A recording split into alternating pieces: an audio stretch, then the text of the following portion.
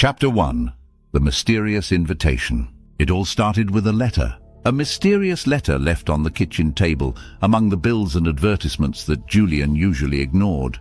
That day he returned from work exhausted as usual. But when he noticed the black, elegant envelope, his tired mind was immediately piqued with curiosity. He tore open the red wax seal that held it closed, revealing a handwritten card inside.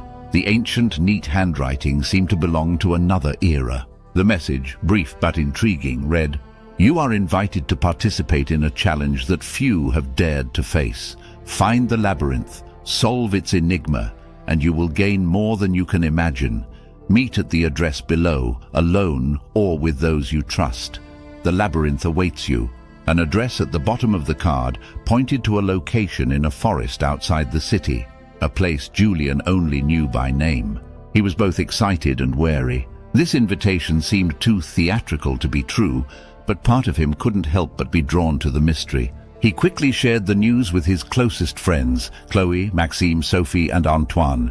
They had known each other since high school, a group bonded by years of adventures and challenges. Each had their own distinct personality, but they all shared a passion for the unknown and adrenaline. When Julian showed them the letter, the excitement was immediate. "This sounds crazy!" exclaimed Maxime, his eyes gleaming with excitement. "We absolutely have to go." "We don't even know if it's safe," replied Sophie, always the most cautious of the group. "What if it's a trap?" "That's what makes it exciting, right?" added Chloe with a smile. "It's not every day you get an invitation like this." Antoine, usually the quietest, simply nodded. "I'm in, but let's be careful." In the end, excitement won over reluctance. They decided to head to the given address the following weekend, bringing with them essentials for the unexpected: flashlights, water bottles, and a good dose of courage. Chapter 2. The Entrance to the Labyrinth. The day arrived, and the group ventured into the dense forest surrounding the address. The atmosphere was eerily calm, as if nature itself held its breath watching them approach their destination. The trees closed in around them, creating a natural canopy that filtered the sunlight. After several hours of walking, they reached a clearing where the entrance to the labyrinth stood.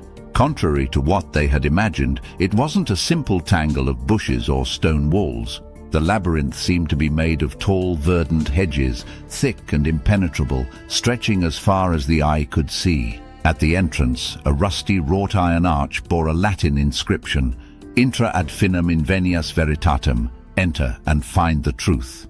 "It's really here," Chloe murmured, fascinated by the almost mystical aura of the place. Julian took a deep breath before stepping through the first hedge, closely followed by his friends. No sooner had they set foot inside than the entrance closed behind them, cutting them off from the outside world. The atmosphere changed instantly.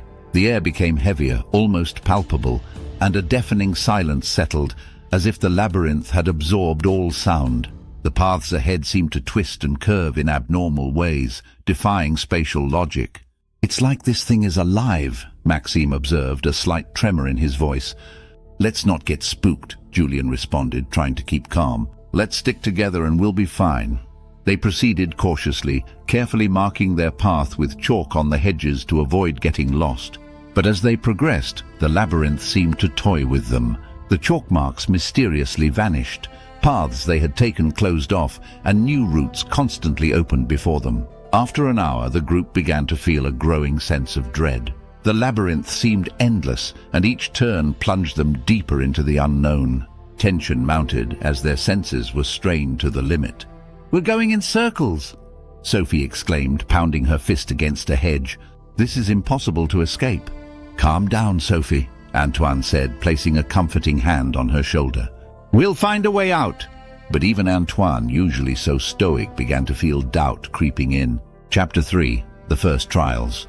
As they turned into yet another corridor, a strange light caught their attention. It seemed to emanate from a hidden clearing at the heart of the labyrinth. Driven by survival instinct, they headed towards it, hoping to find a clue or an escape. At the center of the clearing stood a stone table on which rested 5 objects: a feather, an hourglass, a key, a mirror, and a human skull. Before each object, a small stone tablet bore an enigmatic inscription. "What is this?" Chloe asked, her voice trembling. Trials, Julian replied, frowning. This must be the labyrinth's enigma. Each approached an object, reading the inscription in front of them. The feather. Write the truth of your heart, and the ink will reveal what you hide. The hourglass. Time is your ally and your enemy. Master it, or it will master you. The key. Freedom is not in the object, but in the one who knows how to use it. The mirror. The reflection never lies, but one must know who they are looking at. The skull. Death is inevitable, but it does not always mark the end. The group exchanged puzzled glances. What are we supposed to do? Sophie asked, visibly terrified. Maybe it's an individual choice, Julian suggested. We each need to choose an object and face a trial. Maxime, always inclined to action, grabbed the hourglass. I'll take this one, he declared with determination. Julian chose the feather.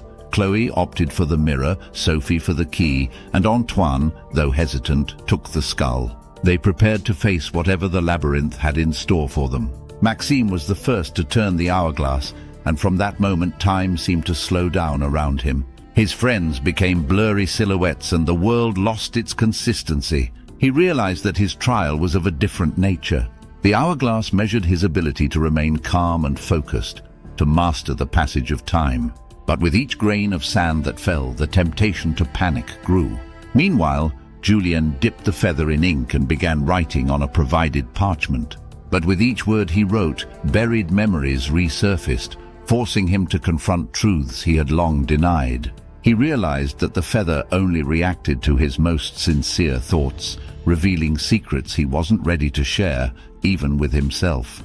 Chloe, standing before the mirror, saw her reflection transform into an unrecognizable version of herself. The mirror seemed to scrutinize her soul, highlighting all her flaws, fears, and insecurities.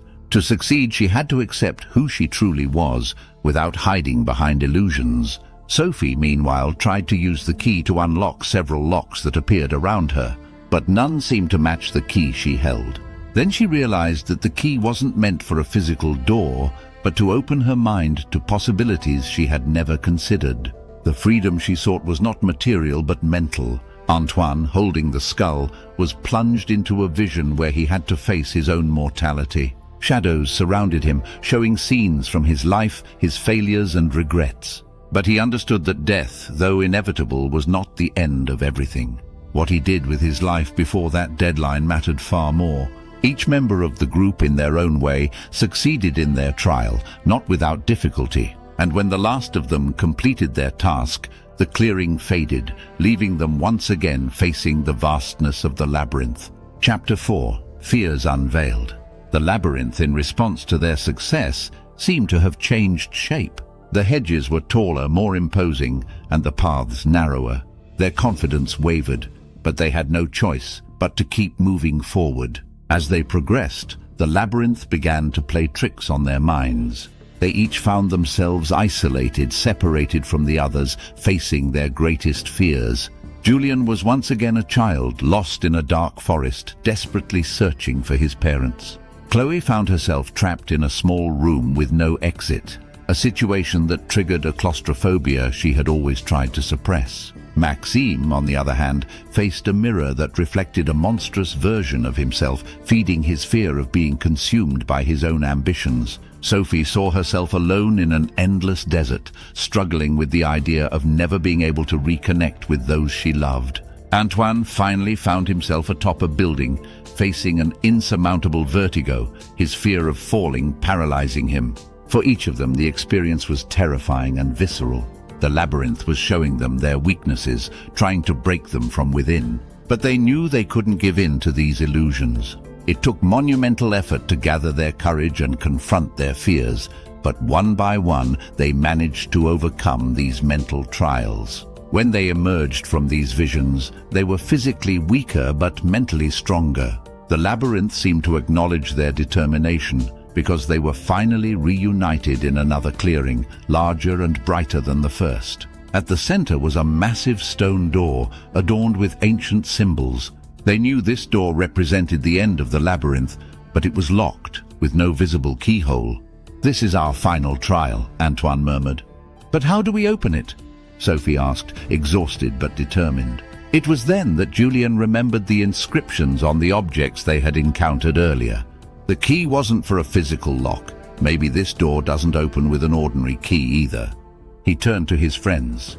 This labyrinth has tested our hearts, minds and souls. Maybe the door will only open if we connect together as one unit. They approached the door, each placing a hand on the cold surface.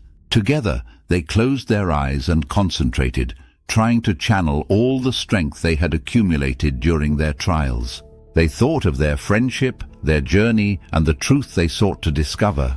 The stone began to vibrate beneath their hands, the engraved symbols glowing with a golden light. And finally, the door slowly opened, revealing a path paved with light. Chapter 5. The Truth Revealed. They cautiously entered the room beyond the door. It was an immense space, illuminated by a soft and soothing light that emanated from the walls themselves. At the center of the room, a marble pedestal held an ancient book, its leather cover adorned with a mysterious symbol. Julian was the first to approach, his heart pounding. "This is what we were looking for," he said, opening the book. Inside, the pages were filled with ancient texts and intricate drawings. But what caught their attention was a blank page at the center of the book, which seemed to invite them to write. "This is it," Chloe murmured. "This is where we have to reveal the truth." Without hesitation, Julian took the quill that had appeared with the book and began to write. He wrote about their friendship, the trials they had gone through, and the truths they had discovered about themselves. Every word seemed to be absorbed by the book, as if it were feeding on their experience. When Julian finished, the room began to gently vibrate, and an ancient voice resonated in the air, soft and solemn. "You have proven yourselves worthy. The labyrinth was designed to test those who seek the truth. You have overcome the trials of the heart, mind and soul. Your quest has reached its goal. The knowledge you have gained is the key to your freedom." The book then closed, and the light in the room grew more intense. The friends suddenly felt lighter, as if a weight had been lifted from their shoulders. They realized that they had not only survived the labyrinth, but had emerged stronger, more united. The light enveloped them, and the next instant they found themselves outside, standing in the clearing where it had all begun. The labyrinth had disappeared, leaving behind only memories and the lessons learned. Chapter 6. After the labyrinth. The group remained silent for a moment, each digesting what they had just experienced. The stars shone in the sky above them, and the cool night air brought them a peace they hadn't felt in a long time. "We did it," Sophie murmured, a tear of relief rolling down her cheek. "Yes, we did," Julian replied, taking her hand. "And I think what we discovered here is far more valuable than any material treasure." They smiled, aware that they now shared an even stronger bond. The labyrinth, with its riddles and challenges, had revealed the best in them, pushing them to confront their deepest fears. They left the forest in silence, feeling different, changed. The mysterious letter, the labyrinth, all of it seemed to belong to another world, a world whose secrets they had finally unraveled. As they returned to their daily lives, they realized that the lessons learned in the labyrinth continued to influence them. They were more open, more understanding of themselves and others. Their friendship, forged in trials, had become indestructible. And though they could never truly explain what they had experienced outside the labyrinth, they knew that this experience would be etched in their memory forever. The infinite labyrinth, with its mysteries and truths, had left an indelible mark on their souls.